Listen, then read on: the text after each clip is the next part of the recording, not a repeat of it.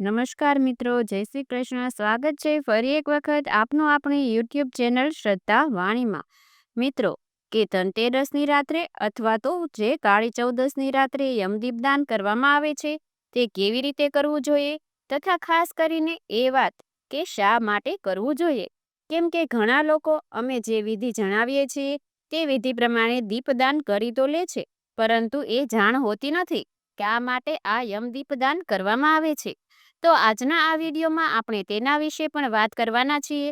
તો અંત સુધી મારી સાથે જોડાયેલા રહેજો. જે લોકો યમદીપદાન ન કરતા હોય તે લોકોને ખાસ મોકલજો, અને જે કરતા હોય તેને પણ મોકલજો, કે જેથી કરીને તેને સમજાય કે શા માટે યમદીપદાન તેઓ આ ધનતેરસની રાત્રે કરે છે અથવા તો કાળ ચૌદસની રાત્રે કરે છે. તો આવો, હું આપનો જાજો સમય ન લેતા આપણે આ વિડીયોની શરૂઆત કરીએ. પરંતુ એ પહેલા આપણે જાણી લઈએ કે આ યમદીપદાન ક્યારે કરવામાં આવશે, આ યમદીપદાનનું શુભ મુહૂર્ત શું છે, સમય શું છે. તો કે આ યમદીપદાન ધનતેરસની રાત્રે જે લોકો કરે છે તેને 18 ઓક્ટોબર 2025 શનિવારે રાત્રે ધનતેરસની પૂજા થઈ જાય એ પછી યમદીપદાન કરવું જોઈએ, કે જેનો સમય છે રાત્રે 9:17 થી મોડી રાત્રે 1:58 સુધીનો. આ સમયગાળાની વચ્ચે યમદીપદાન કરી લેવાનું રહેશે.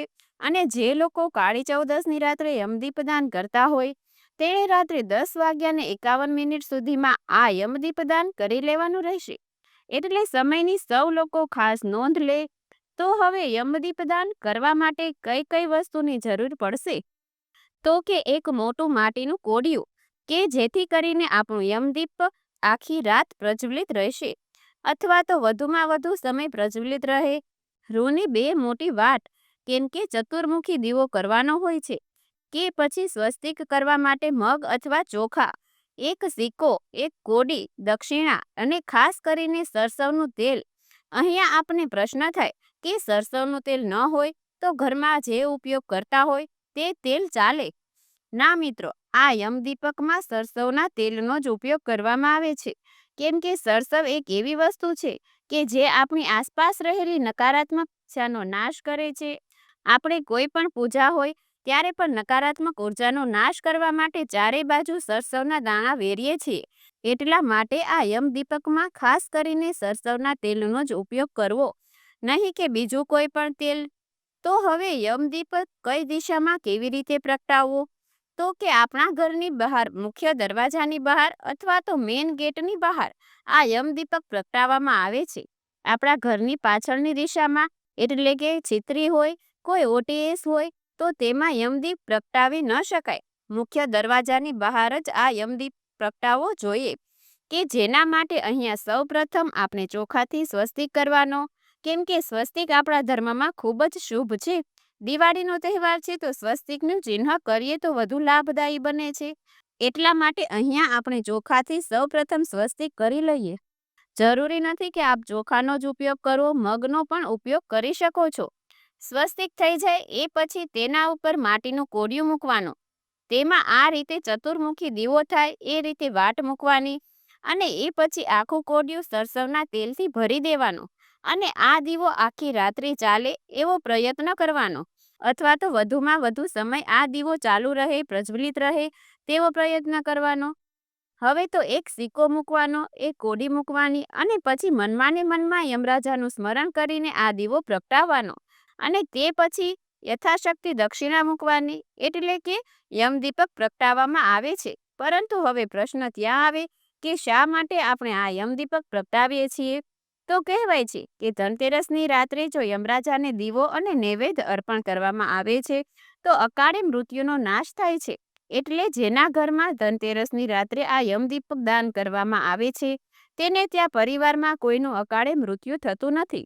પૌરાણિક કથા અનુસાર એક વખત હેમ નામના રાજાની પત્નીએ જ્યારે પુત્રને જન્મ આપ્યો ત્યારે જ્યોતિષોએ નક્ષત્રોની ગણતરી કરીને કહ્યું હતું કે જ્યારે પણ બાળકના લગ્ન થશે ત્યારે તેનું 4 દિવસમાં મૃત્યુ થશે. અને આ જાણીને રાજાએ બાળકને યમુના કિનારે ગુફામાં બ્રહ્મચારી તરીકે ઉછેર્યો હતો.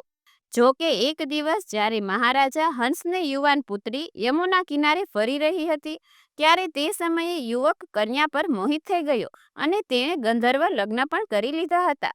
જો કે ચોથા દિવસ પૂરા થતાં જ રાજકુમાર મૃત્યુ થયો અને પતિનું મૃત્યુ જોઈને પત્ની બેકાબૂ થઈને રડવા લાગી. એ નવપરણી સ્ત્રી કરુણ વિલાપ સાંભળીને યમદૂતોનું હૃદય પણ કંપી ઉઠ્યું હતું અને એ સમયે યમદૂતો યમદેવને કહ્યું કે આ રાજકુમારનો પ્રાણ હરી લેતી વખતે અમારા આંસુ રોકાતા નહોતા. અને પછી યમદૂત પૂછે છે કે શું અકાળ મૃત્યુથી બચવાનો કોઈ ઉપાય નથી? જેનો જવાબ આપતા યમરાજે આ યમદીપનું દાન મહત્વ સમજાવ્યું હતું કે જેથી અકાળ મૃત્યુથી મુક્તિ મેળવવા માટે વ્યક્તિએ ધનતેરસના દિવસે યોગ્ય રીતે પૂજા અને દીવાનું દાન કરવું જોઈએ. જ્યાં આ પૂજા થાય છે ત્યાં અકાળ મૃત્યુનો ભય રહેતો નથી અને એટલા માટે કહેવાય છે કે ધનતેરસની પૂજા થઈ જાય, મા લક્ષ્મીનું પૂજન થઈ જાય એ પછી ઘરની બહાર દક્ષિણ દિશામાં આ રીતે યમદીપદાન કરવામાં આવે છે. તો મિત્રો, આશા છે કે હવે આપને સમજાઈ ગયું હશે કે ધનતેરસની રાત્રે આપ દીપદાન કરો છો તો શા માટે કરો છો. તો હવે આ યમદીપદાનની ઉત્થાપન વિધિ વિશે વાત કરીએ કે આ યમદીપદાનમાં આપણે જે વસ્તુનો ઉપયોગ કર્યો છે તે પછી વસ્તુનું શું કરવાનું. તો કે જે તે દક્ષિણા છે તે ગરીબ જરૂરિયાતમંદને આપી દેવી જોઈએ. જે કોડી અને સિક્કાનો ઉપયોગ કર્યો છે તેને મંદિરમાં મૂકી આવવું જોઈએ અને જે માટીનું કોડિયું છે તેમાં ફરી આવતા વર્ષે આપ યમદીપદાન કરી શકો છો. અને જે મગ અથવા ચોખાનો ઉપયોગ કર્યો છે તેને પક્ષીને ચણ રૂપે ખવડાવી શકો છો અથવા તો ભેગા કરીને ચોખા સારા હોય તો તેનું મંદિરમાં દાન કરી શકો છો. તો આ રીતે ધનતેરસ અથવા કાળી ચૌદસની રાત્રે યમદીપદાન કરવામાં આવે છે કે જેની માહિતી અમે આપ સૌને આપી દીધી છે. તો હવે આપ સૌ લોકો આ જ રીતે યમદીપદાન કરશો એવી અમે આપ સૌ લોકો પ્રત્યે આશા રાખીએ છીએ.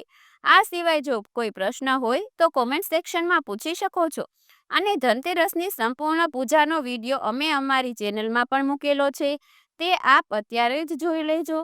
તો આ વિડીયો પસંદ આવ્યો હોય તો લાઈક કરી તમારા મિત્રોને મોકલી, અમારી ચેનલમાં નવા હોય તો સબસ્ક્રાઇબ કરવાનું ભૂલતા નહીં. ફરી મળીશું નવા વિડીયોમાં. ત્યાં સુધી આપ સૌ લોકોને અમારી ચેનલના જય શ્રી કૃષ્ણ. ધન્યવાદ.